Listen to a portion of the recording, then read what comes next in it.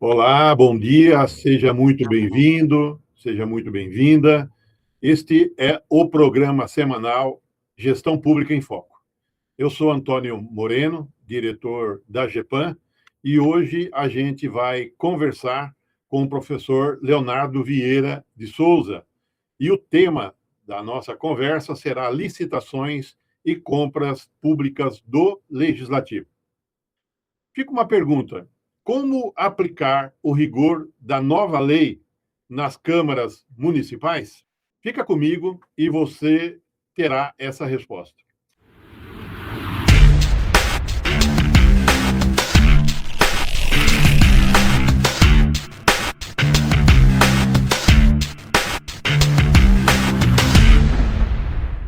Toda segunda-feira, às 9 horas, eu recebo aqui um convidado para falar de temas que interessam diretamente, né, à administração pública, quem lida com a administração pública. E para isso, hoje, nós trouxemos o professor Leonardo Vieira de Souza, que vive isso na prática no dia a dia. Professor Leonardo, seja bem-vindo. Olá, Toninho, boa tarde a todos que nos acompanham. É um prazer estar mais uma vez aqui em mais um quadro da GEPAM para transmitir esse conhecimento de uma ótica diferente agora, né? Da ótica do Legislativo. Exato, muito bom.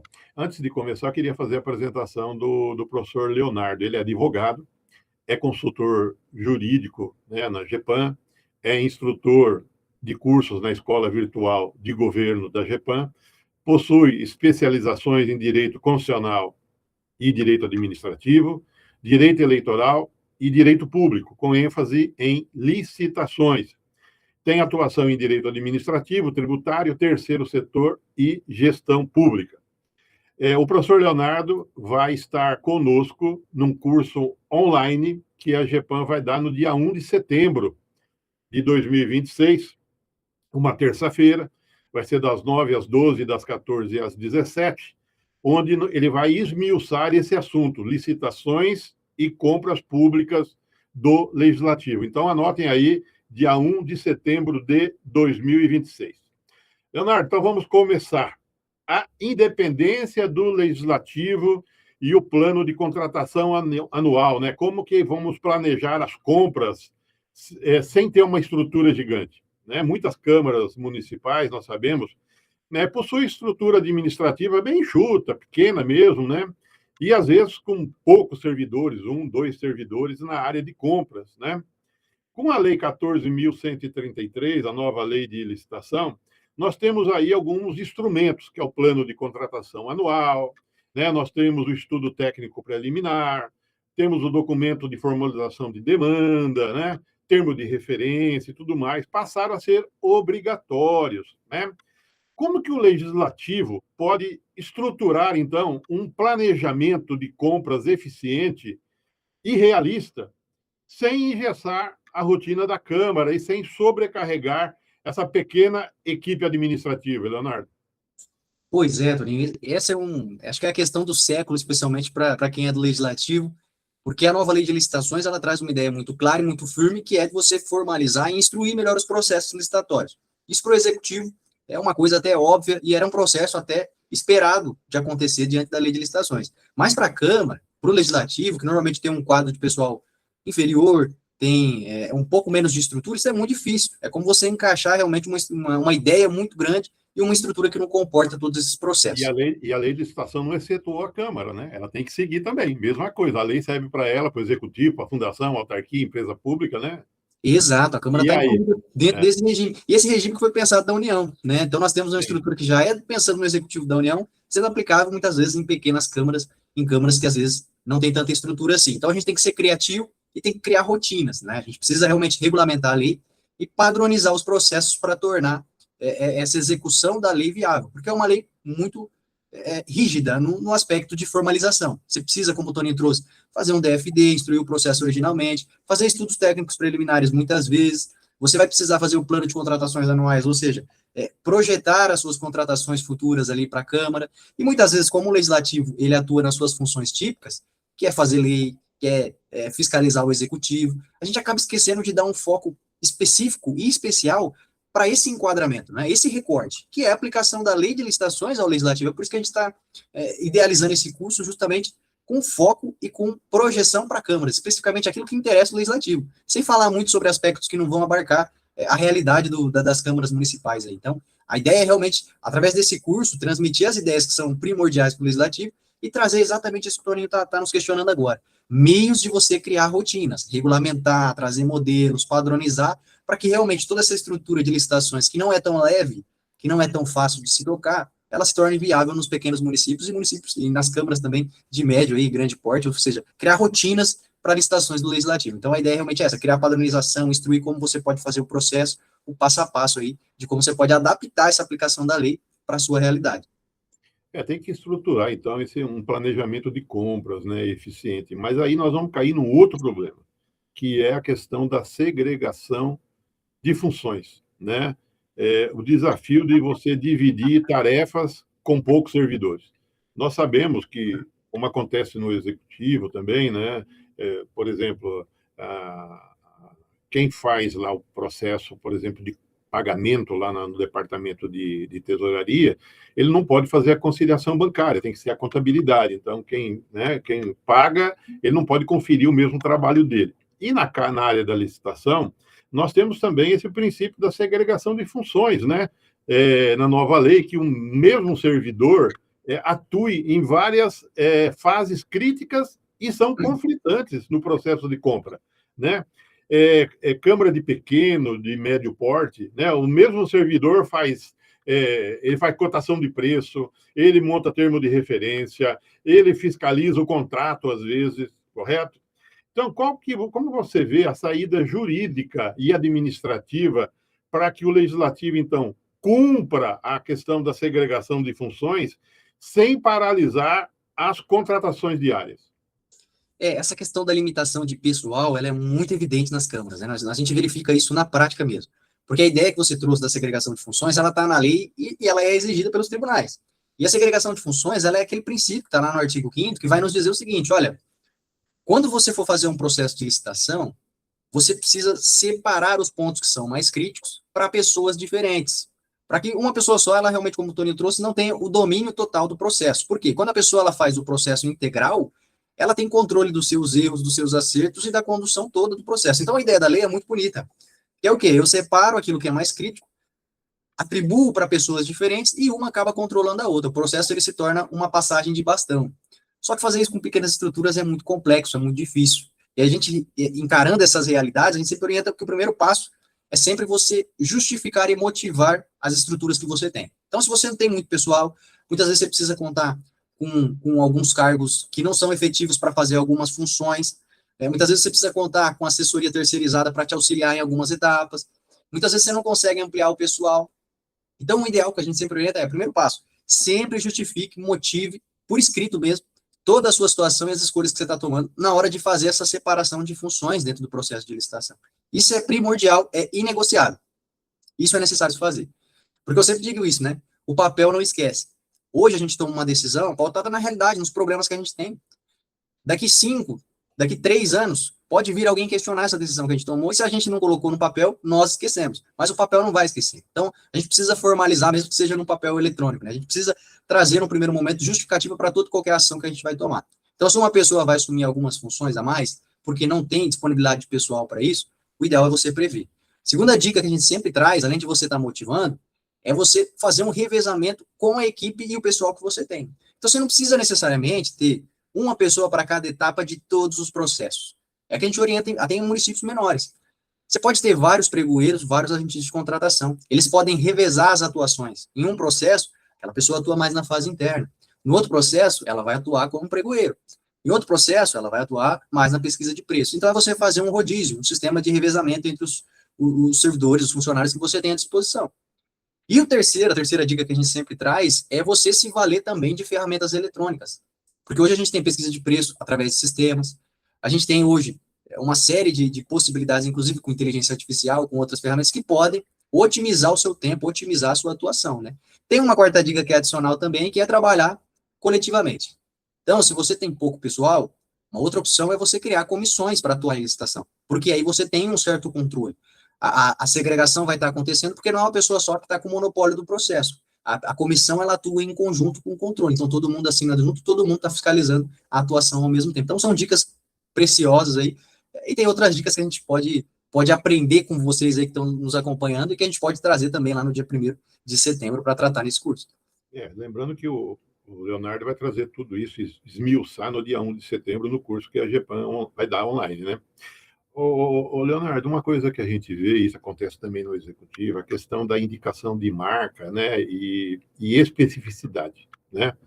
O segredo para você comprar o material técnico correto. Por exemplo, o legislativo, ele possui demandas específicas, né? Por exemplo, tem sistema de gravação de sessões, às vezes tem painel eletrônico de votação, às vezes é transmissão da sessão ao vivo, né? E muitas vezes soluções genéricas não atendem à Câmara, né? Prejudica a transmissão de uma sessão e tudo mais. E às vezes, então, isso exige você comprar marcas ou especificações muito restritas. Como que então, o setor de compras da Câmara pode justificar, tecnicamente, no ETP, no estudo técnico preliminar, né, a indicação de uma marca ou de uma tecnologia específica, sem que isso venha a ser apontado pelo Tribunal de Contas? Perfeito. Isso é um ponto importantíssimo na prática. A gente verifica muito isso, né? Nós que muitas vezes vamos correr aí o estado para dar curso, a gente muitas vezes acaba dando curso em plenários das câmaras, né? E quando a gente dá curso nesses ambientes, você percebe claramente que há uma diferença de demanda expressa entre o executivo e o legislativo. O executivo, ele acaba contratando massivamente para se abastecer ou abastecer diretamente as políticas públicas, as quais ele é responsável de organizar. No legislativo, a gente tem uma necessidade de consumo própria para você sustentar a atividade legislativa. Como eu falei agora há pouco, os plenários, os auditórios das câmaras. Lá a gente tem cadeiras específicas, padronizadas. Lá a gente tem uma série de estruturas ali de sustentação oral. A gente tem palco, a gente tem bandeira. Você tem uma série de coisas, uma série de situações onde muitas vezes você vai precisar dessa ocorrência que o Toninho trouxe, que é a necessidade de indicação de marcas, para que você dê continuidade às marcas que você já está utilizando, ao padrão, muitas vezes estético, ou tecnológico, que você já usa na Câmara. Então, para indicar marcas, o que é possível na lei, a gente tem que ter todo o cuidado de justificar muito bem o porquê que eu preciso realmente daquela marca, não é? Porque quando eu faço a indicação de marca, eu estou trazendo ela no edital de licitação como uma preferência. Então, eu trago a marca, muitas vezes, como referência lá no edital de licitações, e qualquer outra marca de igual qualidade ou superior poderá participar daquele processo. Mas para fazer isso, dar esse direcionamento no edital, o Toninho antecipou bem, eu tenho que ir lá no meu ETP, gente, desde a etapa que eu estou estudando, por que eu preciso comprar realmente aquela cadeira azul acolchoada da marca X? Então, o meu ETP tem que trazer a justificativa expressa do porquê só aquela cadeira, com aqueles padrões, com aquela característica daquela marca, é que vai me servir. Então, tendo essa justificativa expressa de que só aquela marca ou uma marca igual ou superior poderá me satisfazer, eu trago essa exigência posteriormente lá no edital. Então, eu tenho que tomar o cuidado de sempre estar justificando o porquê da indicação de marca. Outra marca não me serviria, uma marca muitas vezes inferior, e além de indicar, eu tenho que tomar cuidado de como eu vou estabelecer a análise de outras marcas. Porque se eu indico marca como referência, significa que podem vir outras marcas na minha licitação. E como eu vou analisar se essa outra marca é igual ou superior à que eu indiquei?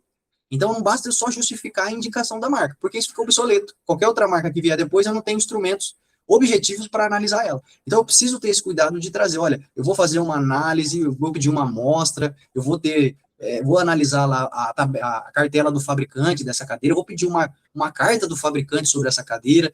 Então, existem todos esses aspectos que sempre dependem da prática, né, da situação que eu tenho ali, mas são cuidados que a gente tem que ter quando da indicação de marca, que é extremamente recorrente no legislativo. Às vezes não é porque a pessoa muitas vezes não sabe como indicar a marca, mas você pode, você tem essa condição e tem que ter esses cuidados que a gente está tratando aqui de maneira geral, né, mas que a gente vai aprofundar, com certeza, na oportunidade aí do curso.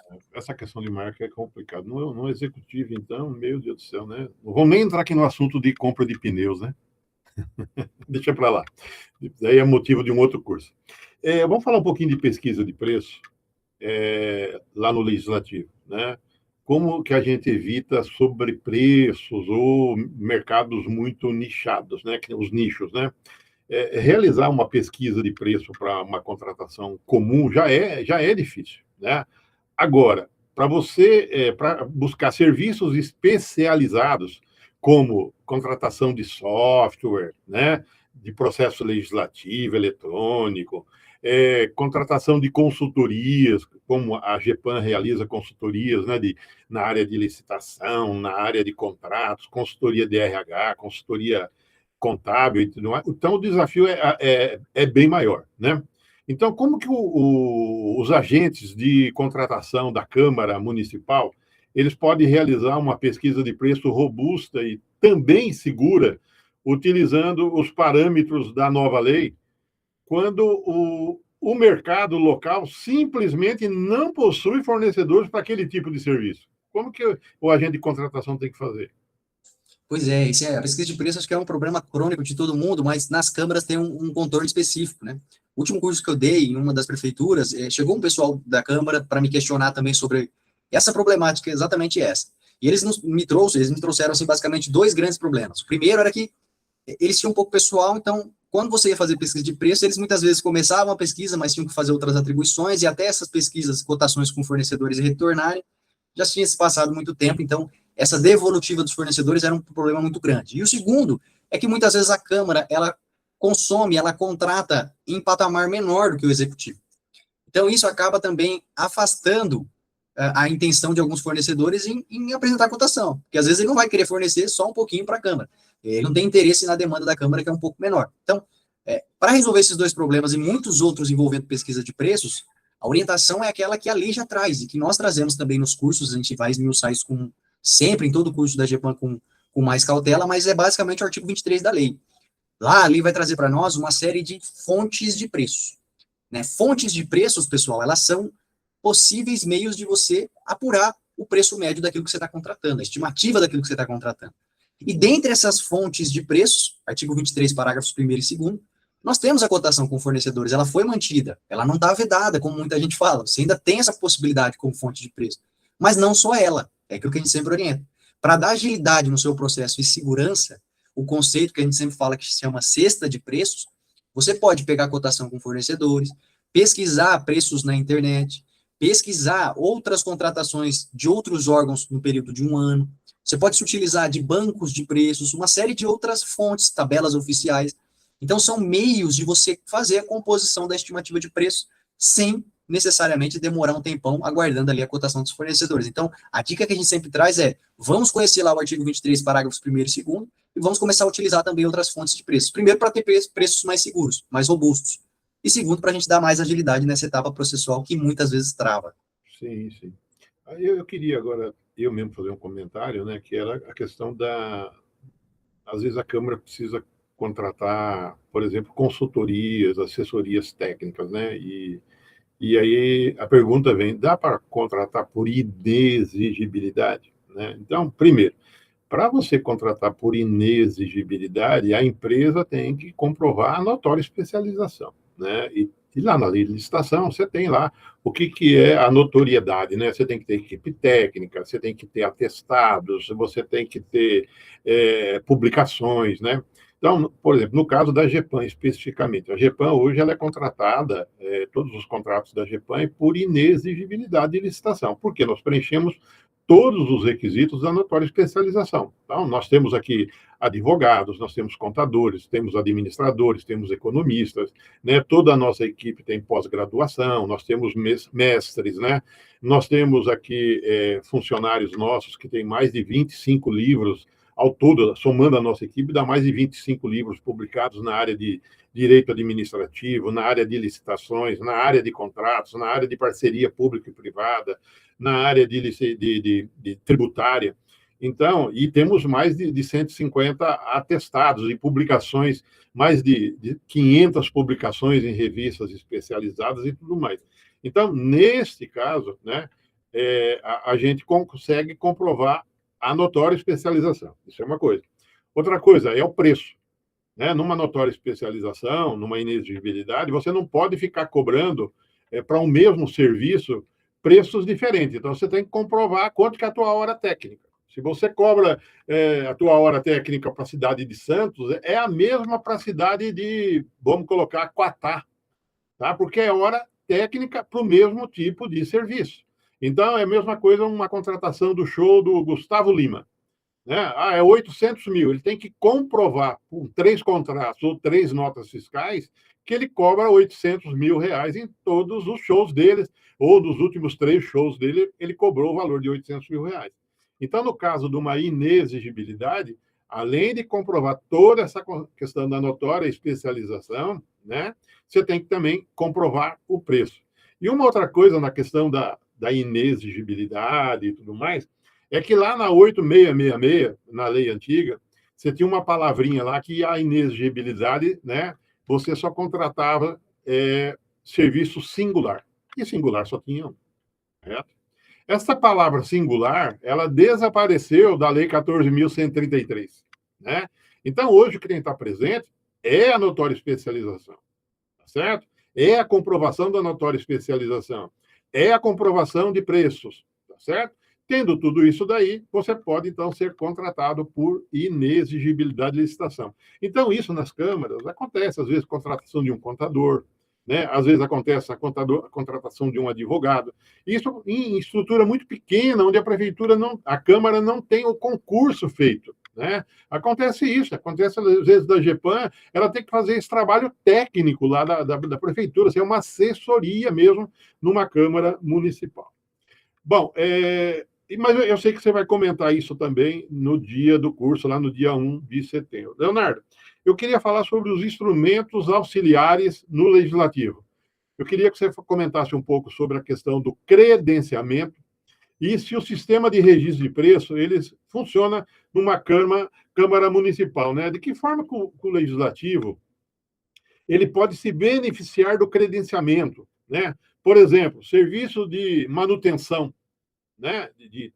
Por exemplo, de computadores, manutenção de serviço de som da Câmara, manutenção lá das poltronas, né? Das cadeiras do plenário, né? Passagens de viagem dos vereadores e assim por diante. Né? Como que ele pode, então, ou aderir de uma forma inteligente atas de registro de preço de outros órgãos? Então, eu queria que você comentasse um pouquinho sobre o credenciamento e o sistema de registro de preço. Perfeito, Tony. Essa introdução que você fez sobre inexigibilidade, só para a gente rebobinar um pouquinho, é interessante porque a gente perdeu realmente na lei essa questão da obrigatoriedade de você demonstrar singularidade da contratação, do objeto que está sendo contratado. E aí, antigamente, o tribunal ele sempre entendia, não é? Olha, você vai contratar serviço advocatício, mas sobre o quê? E aí você tinha que contratar aqueles serviços que eram realmente excepcionalíssimos, como royalty de petróleo, que eram serviços muito singulares, muito específicos, que fugiam demais da alçada do comum. Né? Hoje, como a gente não tem realmente esse critério, a inexigibilidade ela ficou viável. Hoje a gente tem um processo de inexigibilidade instruído da maneira legal, de uma forma que você não precisa demonstrar essa singularidade realmente. Até porque tem um parecer da Advocacia Geral da União, recente, né, comentando sobre a contratação de consultoria, que ela tem que ser realmente por inexigibilidade, porque tem que estar presente também a confiança. Era isso que eu ia trazer agora. E esse é um elemento implícito nos processos de inexigibilidade, porque existem muitas empresas ou profissionais com capacidade, com histórico, com condições, muitas vezes, de se instruir um processo. Só que você precisa ter o estímulo da confiança em contratar com aquele profissional, com aquela empresa também. Então não adianta a gente só ter papel, só ter acervo. É isso que eu acho que foi incorporado agora. Você trouxe até o parecer aí muito interessante, eu vou buscar depois também. Mas essa questão implícita da confiabilidade em quem você está contratando, que é um dos elementos que vai ter lá na hora que você for justificar a escolha realmente do contratado nesses processos de inexigibilidade. E não só de assessoria, a gente tem de consultoria, tem de capacitação, tem várias margens aí de inexigibilidade onde a gente vai verificar essa ocorrência sim. Agora, rebobinando já para a pergunta mais recente, que é dos procedimentos auxiliares, pessoal, quem trabalha no legislativo e muitas vezes não tem tempo de ficar vendo a atualização de licitação, vendo inovação sobre licitação, os instrumentos auxiliares, eles são ferramentas que não são modalidade de licitação, mas que podem auxiliar modalidades ou dispensar a realização, muitas vezes, de uma licitação, de um pregão, de uma concorrência. Né? O Toninho trouxe 2 situações aí que são muito presentes na vida do legislativo. O primeiro deles é o carona. Então, no registro de preços, a gente sempre está contratando, aliás, a gente está fazendo uma ata, não é? Registrando os preços, para consumir esse saldo conforme a nossa necessidade. A justificativa do registro de preço é essa. Eu vou registrar porque eu não sei quando nem quanto eu vou precisar consumir desse objeto aqui. Então, eu vou registrar os preços e vou consumindo aos poucos. É uma ideia de racionalidade das compras públicas. Quando a gente fala do carona, a gente está falando de um órgão público que irá se valer de uma ata de registro de preço de outro órgão, ou seja, a ata já está constituída. Você não participou dessa ata. Você viu lá que o seu executivo fez uma licitação e você precisaria muito daquele objeto, mas não deu para você participar lá na fase interna. Já está constituído, o executivo já está com uma ata lá. Seja do seu município, ou do município vizinho, ou do estado ao lado, de qualquer local do país. E você se interessou muito por aquele objeto. Então, o que você vai fazer? Você vai pedir para aderir. Esse é o carona, né? A adesão após a ata já estar constituída. Você vai pedir para aquele órgão, olha, será que eu não posso contratar com o seu fornecedor, nesse preço que você conseguiu, um determinado número de notebooks, de cadeiras, enfim, de qualquer objeto possível? E aí o órgão vai responder, o órgão gerenciador, se ele aceita ou não, que você pegue carona nessa ata dele. O fornecedor também vai ter que aceitar, e você tem que comprovar que aquele preço realmente está vantajoso. Então, é uma medida ótima para você economizar tempo nos processos de licitação. Às vezes a Câmara não tem estrutura para ficar fazendo muita licitação, fazendo muita dispensa. Você tem a hipótese de pegar carona em quem já fez a licitação, em quem já fez outros processos. Mas precisa instruir muito bem esses processos, porque os tribunais de contas já começam a analisar com mais cautela caronas e adesões. Então, a gente precisa conhecer muito bem o passo a passo e os cuidados legais que a gente tem que ter quando for fazer carona. Quando a gente fala do outro instrumento auxiliar, que é o credenciamento, a gente está falando de um modelo de contratação onde eu não vou contratar uma empresa só. Eu não vou contratar um único fornecedor. A minha intenção é contratar com o máximo de fornecedores possíveis. Revezar, criar um rodízio de distribuição do objeto que eu estou pretendendo contratar. Então, eu posso fazer credenciamento para muitos objetos, não há um limite específico. Eu só preciso justificar muito bem quando eu vou fazer o credenciamento. Eu preciso credenciar prestadores de serviços de manutenção. Então, eu justifico que, olha, realmente, essa rotatividade é o que vai me dar vantagens, eu preciso disso, isso vai me dar dinamismo, se eu contratar um fornecedor só, eu vou ter problemas. Ou então, imagina a Câmara, que, por exemplo, busca fazer atividades nas comunidades. Às vezes faz reuniões comunitárias, oficiais mesmo. Então, a Câmara tem essa projeção de ir à comunidade fazer trabalhos. Imagina que, muitas vezes, você poderia credenciar prestadores de cada bairro, de cada local onde você vai fazer essas atividades, para que eles forneçam quando você for fazer esses eventos lá especificamente. Então, cada fornecedor teria a sua regionalidade, o seu campo de atuação regional ali dentro do município, dentro do perímetro do município, né? São soluções que você tem diante de problemas práticos. Então, o credenciamento é sempre isso. A justificativa em você ter vários prestadores ao invés de um só. São processos, né, envolvendo aí a nova lei, esses instrumentos auxiliares, que podem otimizar e auxiliar muito nas rotinas do legislativo também, desde que a gente conheça e consiga motivar muito bem o uso de cada um. O credenciamento ele é muito usado no executivo, né, para contratação de serviços de laboratórios, né, de serviços de fisioterapia e assim por diante, né. Na Câmara é um pouco menos. Mas também na Câmara você tem, por exemplo, você tem lá o CIAFIC, né, que é o Sistema de Administração Financeira, onde o decreto 10.540, uma coisa assim, estabeleceu que as informações da Câmara, elas têm que estar na mesma plataforma. Ou seja, então, a Prefeitura faz a licitação para contratar o software de contabilidade. Portanto, a Câmara tem que também ter esse mesmo software aqui na Câmara.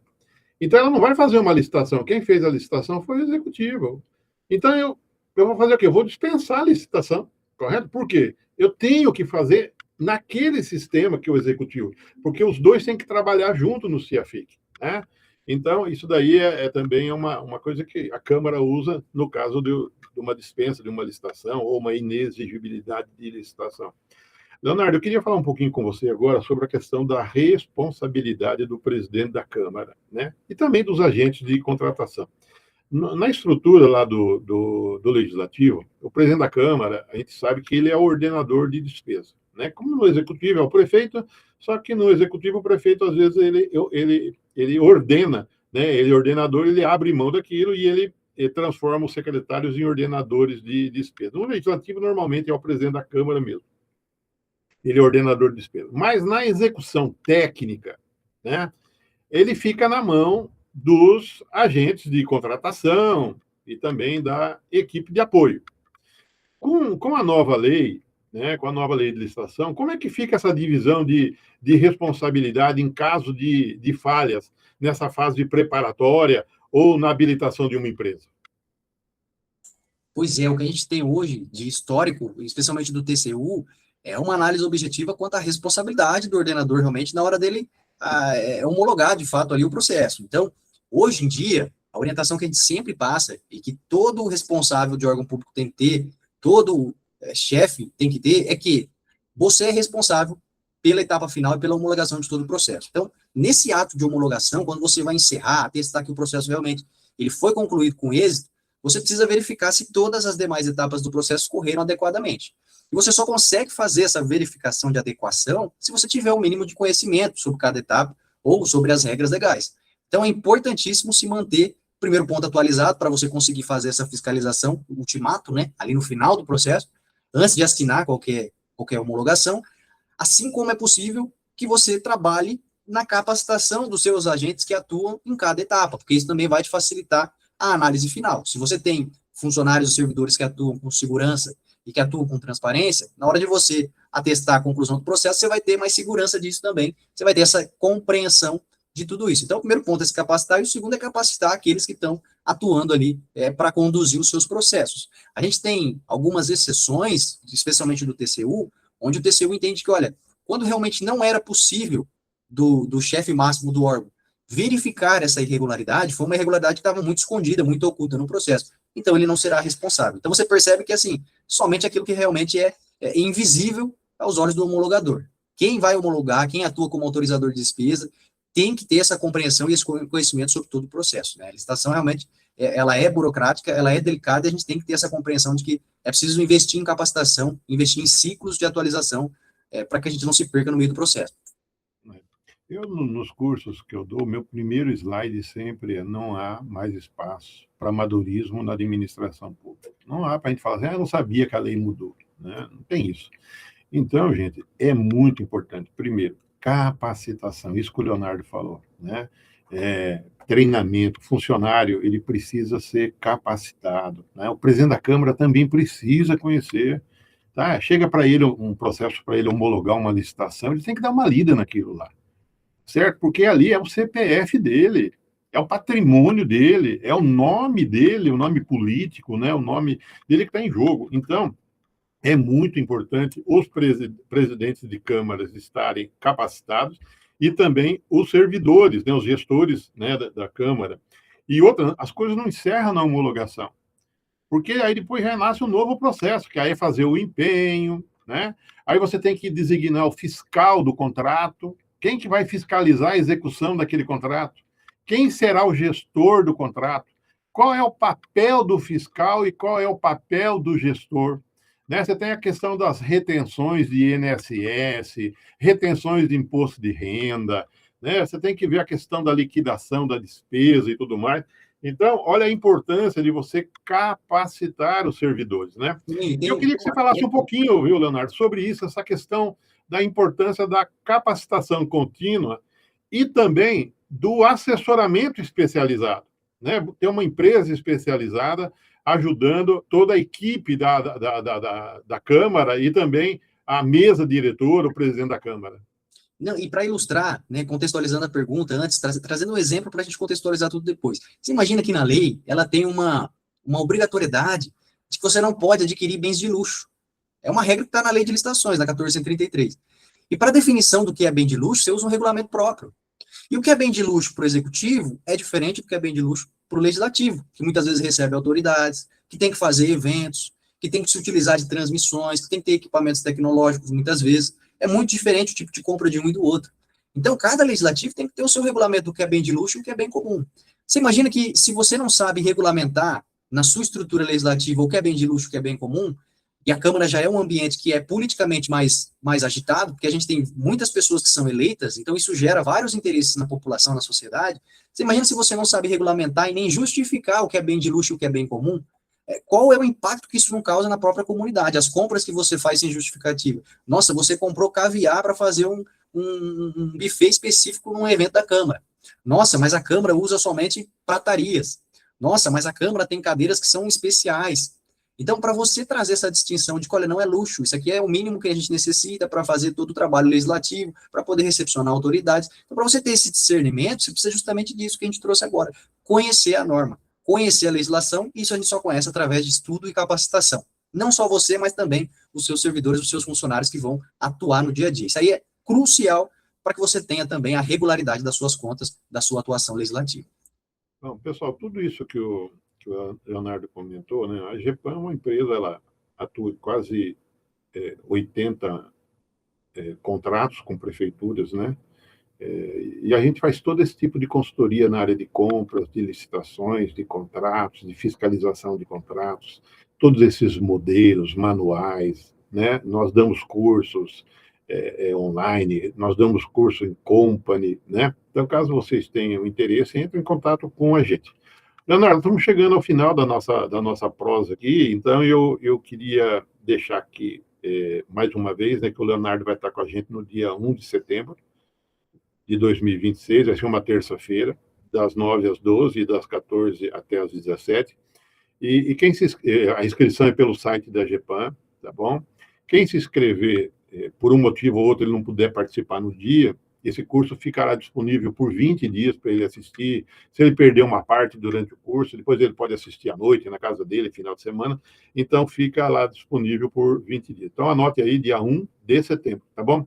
Leonardo, suas palavras aí para o nosso encerramento. Queria agradecer a GEPAM aí pela oportunidade de mais uma vez estar aqui tratando sobre um tema tão especial quanto esse. Convidar todos mais uma vez, reforçando já o que o Toninho trouxe, para no dia 1º de setembro estar conosco aí para tratar sobre compras do Legislativo. É um tema que a gente não encontra muito curso, o pessoal pediu muito quando a gente fazia curso presencial, até nos cursos online, há muita sugestão, e agora tem a oportunidade, pessoal, de vocês fazerem essa capacitação voltada para as necessidades e as dores do Legislativo. O convite, venha conosco, a gente também está ansioso para aprender com vocês. Muito bem, deixa aqui o convite, então, para o nosso próximo episódio do Gestão Pública em Foco, né? Na próxima segunda-feira, às 9 horas, né, tem mais um programa de Gestão Pública em Foco, onde eu vou receber mais um convidado para tratar de temas relevantes de interesse da administração pública, né? Acompanhe a GEPAM, né, pelas redes sociais e saiba quem é que será o nosso próximo convidado. Bom, uma excelente semana a todos. Leonardo, muito obrigado pela sua participação e até o nosso próximo episódio. Um abraço a todos.